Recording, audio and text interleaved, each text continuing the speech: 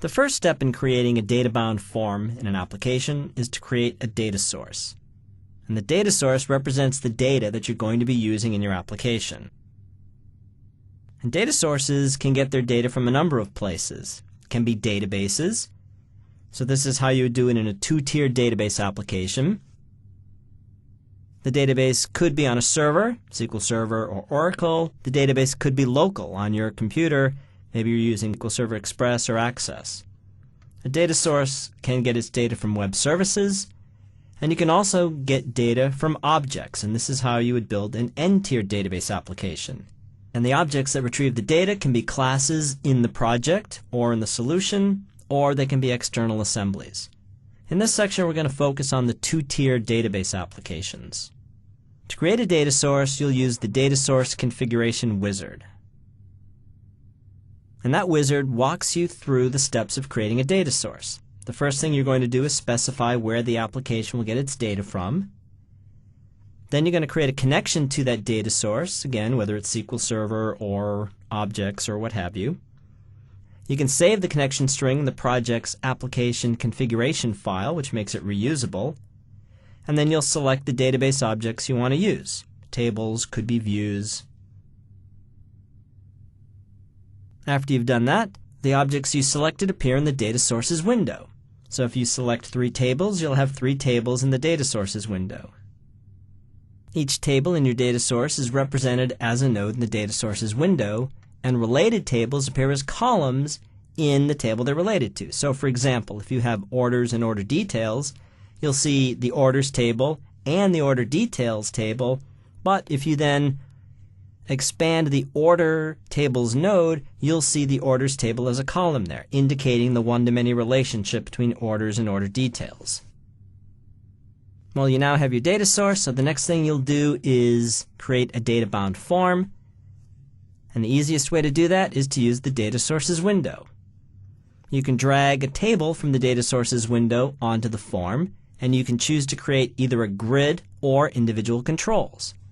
Use a grid if you want to display multiple records in the grid, or individual controls if you want to display one row from the table at a time.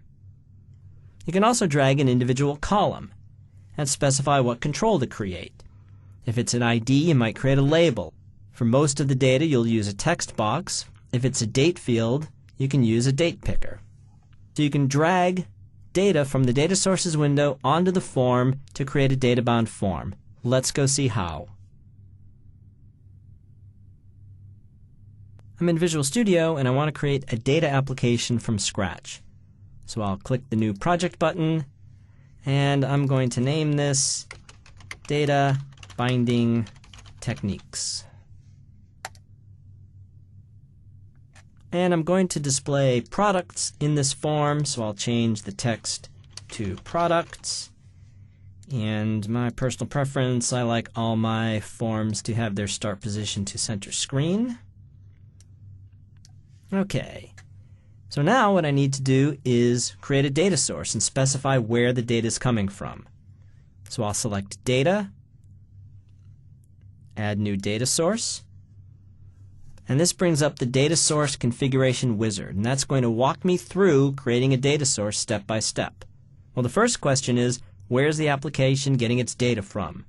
It could be a database, it could be a database on a server, SQL Server, Oracle. Could be a local database, SQL Express, Access. I could be getting my data from a service. Could be a web service, could be a WCF or a Windows Communication Foundation service. Could be an object. So if I was doing an n-tiered database application, I'd be using objects. But I'm going to keep it simple here and I'm going to build a two-tier database application. So I'll select Database. I'll click Next. Now if I've created a data application before, I'll see an entry in this list. In fact, I'll see a number of entries if I've used several different data sources. So I can reuse one of these, and this is the Northwind database on SQL Express, which actually is the one we're going to be using. If I want to create a new one, then I can click New Connection. The data source here says SQL Server. I can change that. I can select Access, I can select an ODBC data source, if I'm using SQL Server on a server or SQL Express locally or on a server, I'll select SQL Server.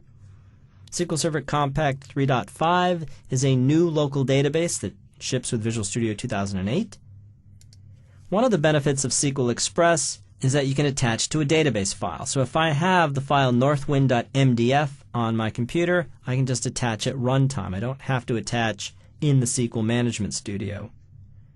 Or I could use an Oracle database. I'm going to leave this at SQL Server, and I'm also going to say always use this selection, because that's going to be my default. Well, I've selected SQL Server, but the question is which SQL Server? So I'll enter ./SQL Express, which says the instance of SQL Server named SQL Express on this computer. I can connect using Windows Authentication or a SQL Server username and password. I'll leave it at Windows Authentication. And now when I click this drop-down, here's a list of databases on that server, on that instance of SQL Express, and I'll choose Northwind. Now at this point I don't really need to test the connection. The fact that this drop-down displayed the databases in that SQL Express instance proves the connection works, but I can do it anyway. So now I'll click OK, and I've specified that my connection string is going to be this. The data source is SQL Express on this machine. I'm going to use the Northwind database, and I'm going to connect using integrated security. I'll click Next. Now Visual Studio wants to know, do I want to save the connection string in the application configuration file?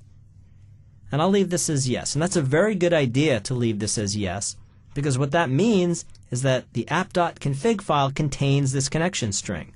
So if I now decide that I want this application to use the Northwind database on a different SQL server, I wouldn't have to rebuild the application. I'd merely have to change the app.config file. Now I'll click Next.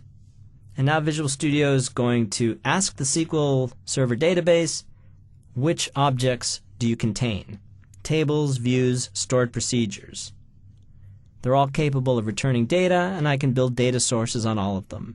If I expand tables, here are the tables in the Northwind database. We're going to be displaying products, so I'll select Products, and there are two related tables, Categories and Suppliers. Now Visual Studio is going to create a data set, and that data set is the local representation of the data. It's going to contain a categories, products, and a suppliers table, as well as the ability to retrieve and send back data. And by default, the data set name is the database name dataset. So I'll leave that at Northwind dataset, and I'll click Finish. So let's go see what we did. We'll select Data, Show Data Sources, and here's the Data Sources window that shows me in the Northwind dataset I have a Categories, a Products, and a Suppliers table. And I can also see over in the Solution Explorer that there is the Northwind dataset.xsd. That is the dataset file. Well, if I expand Products, I'll see each of the columns in this table. If I expand Categories, I see that there's a Products table as a column in this. That's because there's a one-to-many relationship between categories and products. And Visual Studio determined that when it queried the database, and therefore it's reflected in the dataset. And similarly, there's a one-to-many relationship between suppliers and products. Okay, well the next thing I want to do is add data bond controls to this form. So all I need to do is drag the products table out of the data sources window onto the form. And I can choose whether to create a grid or individual controls.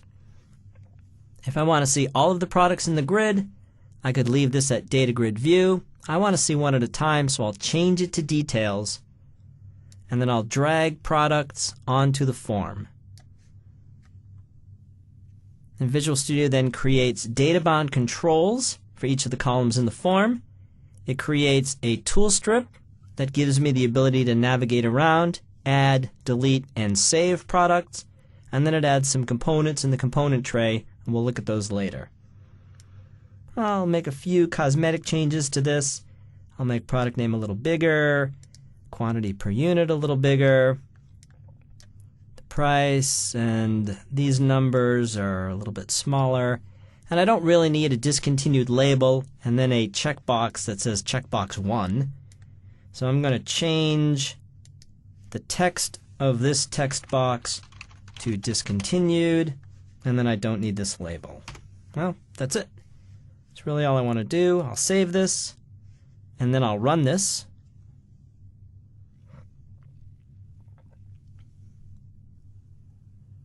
And here's my products form, and as I scroll from product to product, I can see all of the products in the products table. I can go to the first, to the last, backwards, forwards. If I want to go to a particular product, I just enter that here. I can even add products, so I'll click Add New. Visual Studio displays -1 because we don't know yet what the product ID is going to be. We won't know that until we save this.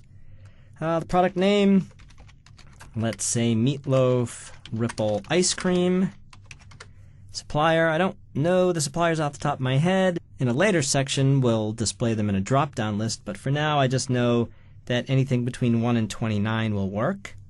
So I'll enter a 10 there. Categories have to be between 1 and 8. Quantity per unit, 25 boxes per crate. Ooh, let's set the price at 25, 500 in stock, none on order. We'll reorder if we ever get to 100. Discontinued is actually a required column in the table, so I'm going to uncheck that. This product has not been discontinued, not yet anyway. And so let's save this. And the new product ID is 79. Let's exit. Come back in. And we see there are 78 products. Now you might be wondering why the 78th product is number 79. That's because earlier, when I was practicing this, I entered a product that was 78 and then deleted that. So this is an identity number, and so SQL Server just adds the next one that hasn't been used. We can delete this, so let's get rid of this Meatloaf Ripple Ice Cream. No one's going to ever buy that. And we'll save, and now exit, come back in, and there's 77 products. So what you saw me do in this demo is create a data-bound form by setting a data source and then dragging from the data sources window onto the form. I didn't have to write any code. Visual Studio obviously wrote a bunch of code for me, but I didn't have to write any myself to get this form. Well, you just saw in the demo that you can create a data-bound form by creating a data source and then dragging and dropping a table from the data sources window onto a form. Visual Studio creates not only data-bound controls, but it also creates a number of items and adds them to the component tray. Let's explore these and understand what they are. And they are a dataset, a table adapter manager, a binding source, and a binding navigator. The dataset's going to contain the tables that you selected in the data source configuration wizard, and it also stores the local representation of that data. The dataset includes any relationships between the tables. Visual Studio queries the database to find out what tables are related, and that's reflected in the dataset. Well, you can modify a dataset as needed. You can use the data source configuration wizard to add additional tables. So if you decide in this application you now want to work with orders and order details, you just go back into the data source configuration wizard and check those tables. Or if you decided you no longer needed to work with a table, you could go into this wizard and uncheck a table that you had checked. You can also use the Dataset Designer to add additional tables or queries. Each table in the dataset has an associated table adapter, and this table adapter is generated code. It's not an ADO.NET class. It uses a number of ADO.NET classes, so the table adapter is actually based on the data adapter, the SQL data adapter or the OLADB data adapter, but it extends it because the connection's built in and it can contain multiple queries. And then in addition, the table adapter contains methods to work with data. So in ADO.NET, if you wanted a query to retrieve all products and then a query to retrieve a specific product or to retrieve all products in a category or to retrieve all products by a particular supplier, you'd have to create 4 data adapters. But if you use a table adapter, you have one table adapter representing the products table, and then you would just have 4 queries. By default, the table adapter has a query to retrieve all of the information in the table. When we dragged products onto that form, we created a products table adapter that had a select statement to retrieve all of the data from the products table. And that query can be run by calling the fill method. So the fill method of the table adapter sends a select statement to bring back data. Similarly, the table adapter has an update method to send back all of the changes. So if you add, edit, or delete, then you can use the update method of the table adapter to send those changes back to the data source. So if you have a form that gives you the ability to make changes to 3 different tables, then you would have 3 table adapters, and you could call the update method on all 3 of those to save all of the changes. But new in Visual Studio 2008 is the Table Adapter Manager, which makes this easier, because the Table Adapter Manager has an update all method, and that saves the data in all of the tables on the form.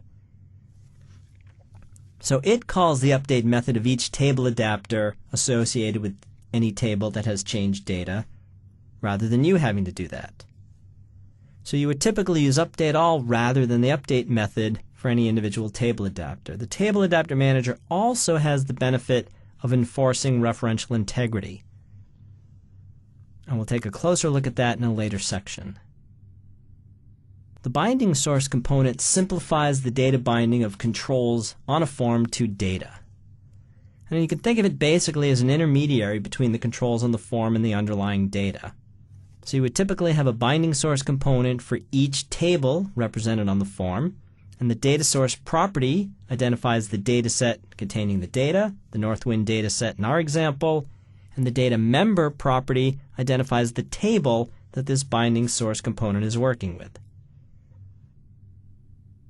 And then finally, you saw when we dragged the products table onto the form, Visual Studio created a tool strip. And that tool strip is actually a binding navigator control, and you can use that to navigate and work with data in a table. It's a tool strip with several tool strip items, and each of the controls in the tool strip has built-in functionality, whether it's to move forwards or backwards, first, last, add, delete, save, etc. The binding navigator control is associated with a table on the form, and you do that by setting its binding source property. So when we dragged the products table onto the form, we had a products binding source, and so the binding navigator on that form will have its binding source property set to that. Well, that's a high-level overview in slides. Let's go back to our products form and see these on the form.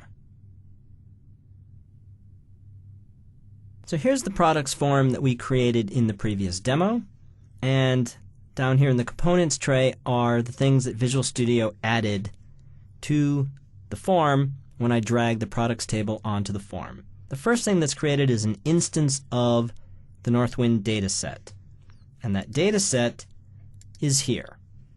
There are a couple ways I can see what's in the dataset. I can see it in the data sources window. That will show me the tables that are in there. If I double-click on this Northwind dataset.xsd file, that launches the Dataset Designer.